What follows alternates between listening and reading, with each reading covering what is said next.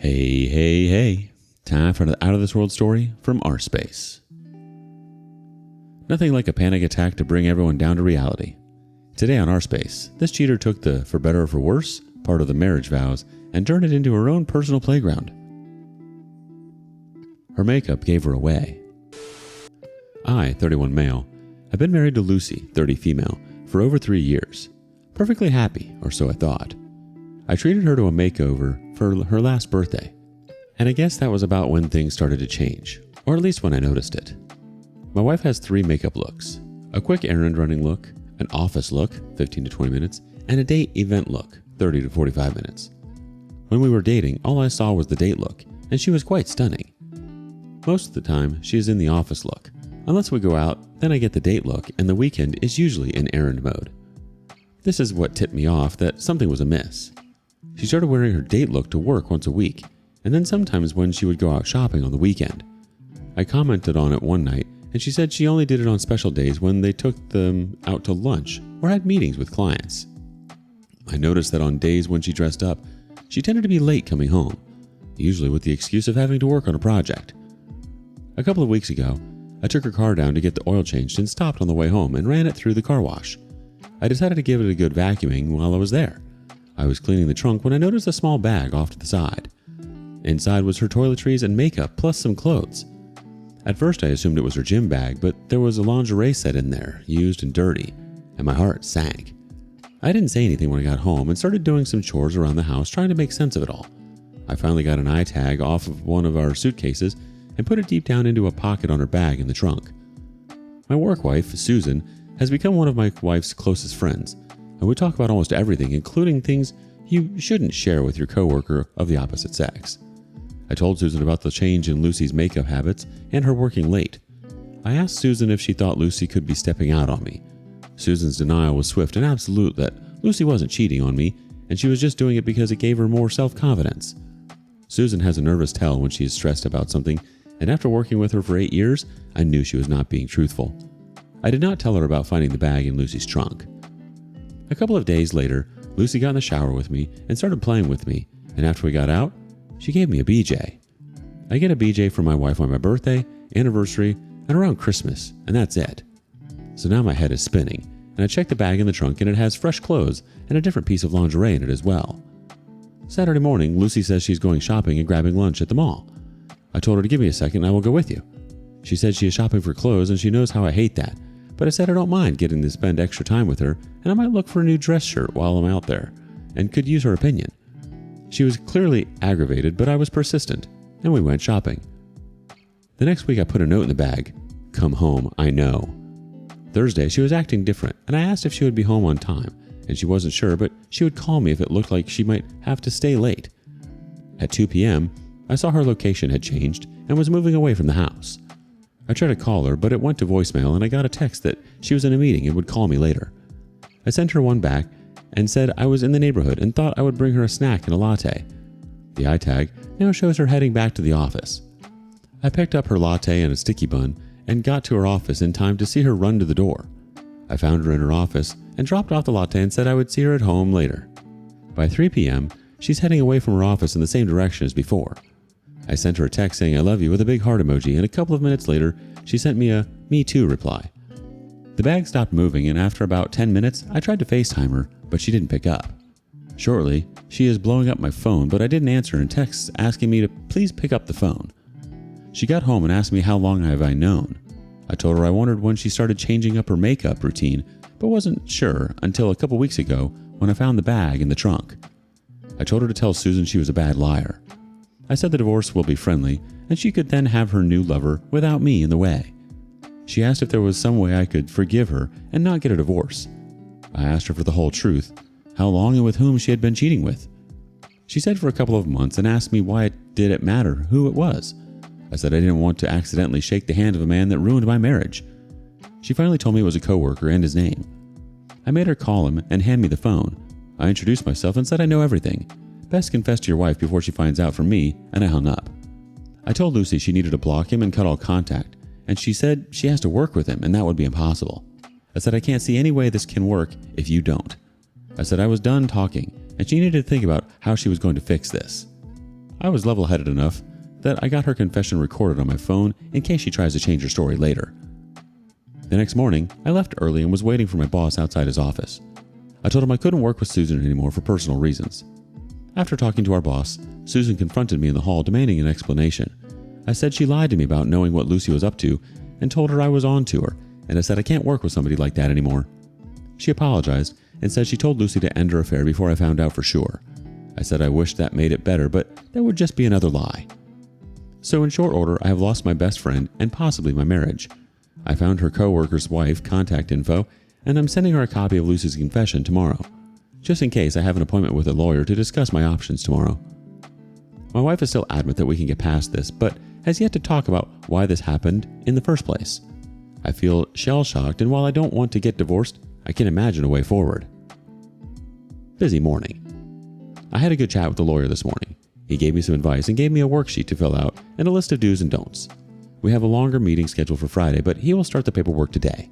He told me that informing the other wife may come back to bite me. He was right. At work, my boss sent me with a short list for Susan's replacement that I have to interview and make a decision as soon as possible. A long email from Susan apologizing for everything and wanting to meet me for lunch to talk.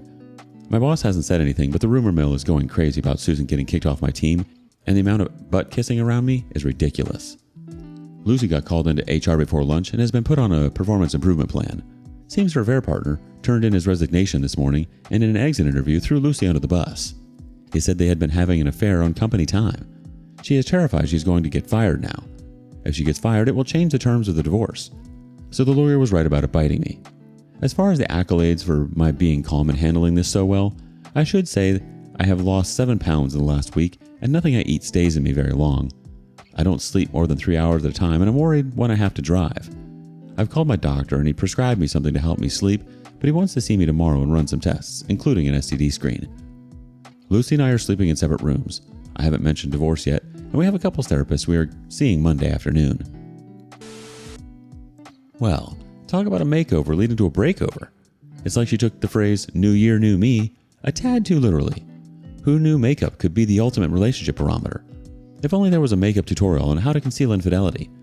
Maybe she thought a smoky eye could hide the steamy affairs. Susan should have majored in deception instead of whatever she does at work. But hey, at least now you know who not to trust with your secrets, especially if they involve lipstick and lies. As for Lucy, she's playing a risky game of office romance roulette.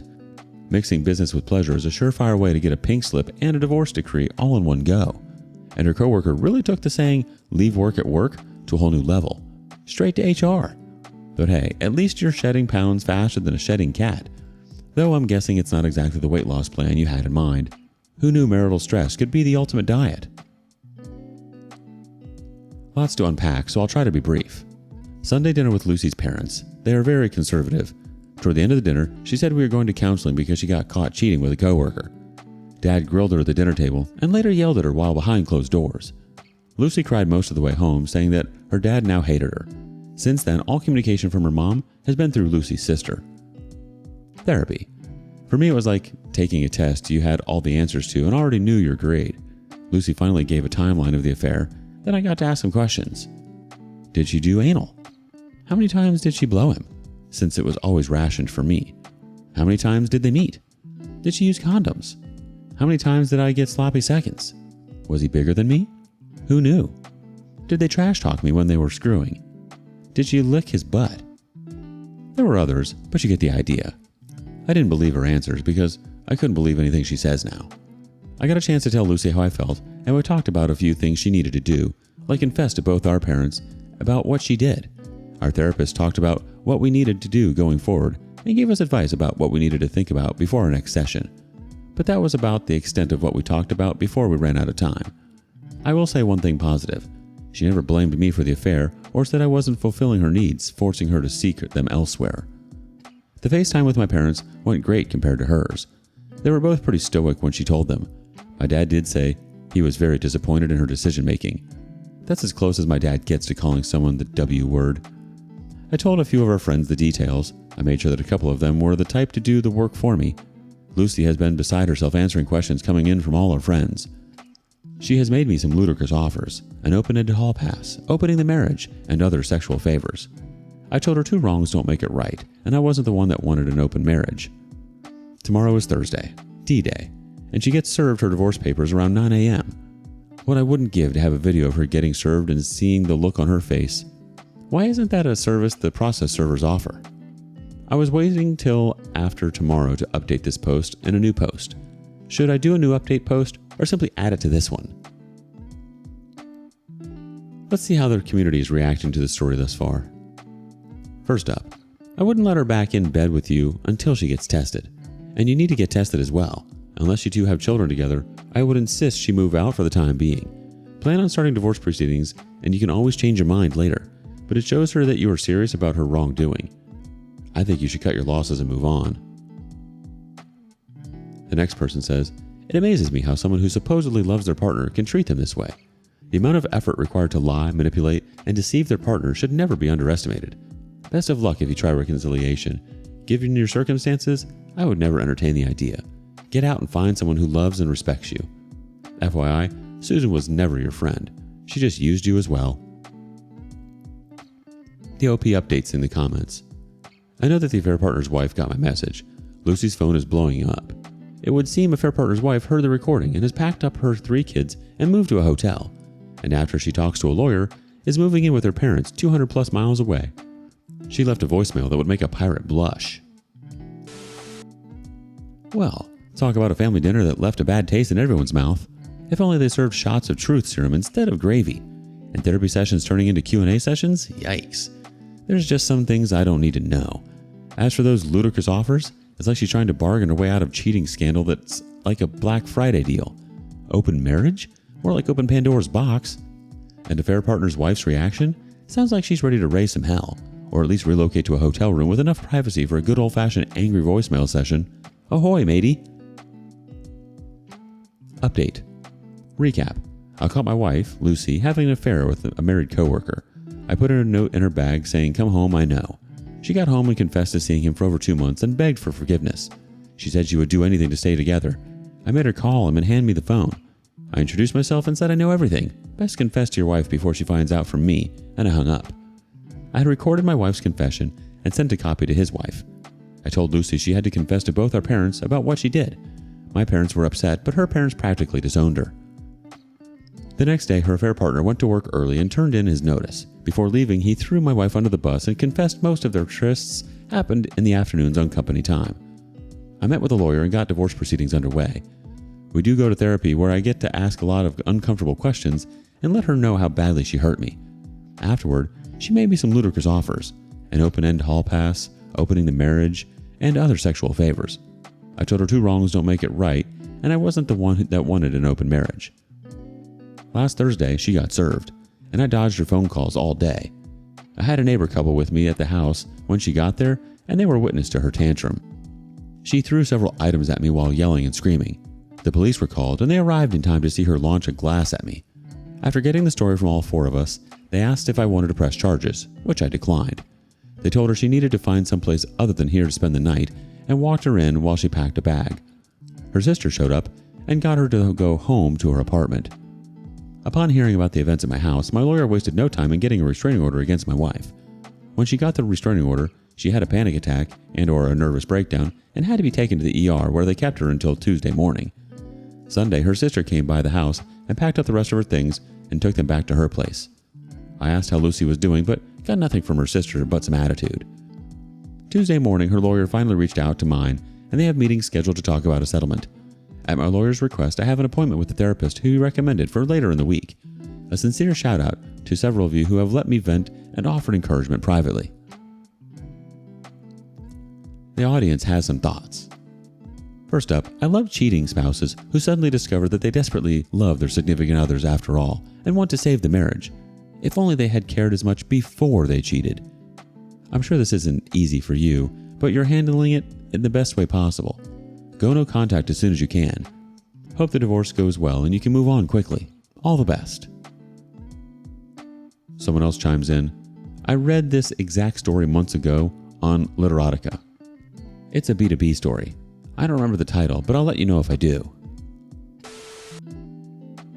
The tantrum and the police visit? Really? It's like she's auditioning for a role in Real Housewives Divorce Edition. I hope she brought her A game because throwing glassware is so last season. And the restraining order? Talk about adding insult to injury. It's like getting served divorce papers with a side of, stay the heck away from me. Sorry, Lucy, there's no Oscar for best performance in a failed marriage, though I have to give her credit for creativity. Who knew a mental breakdown could be the ultimate diversion tactic? It's like trying to put out a forest fire with a water pistol. Noble effort, but ultimately ineffective. Maybe next time she'll try a different approach, like actually facing the consequences of her actions instead of putting on a theatrical show. But hey, at least you're handling it like a pro, OP. How did you catch your partner cheating? Share your stories with us in the comments below. And thank you for joining us today on rSpace. Be sure to like and subscribe and hit that notification bell so you don't miss out on our next video. See you next time.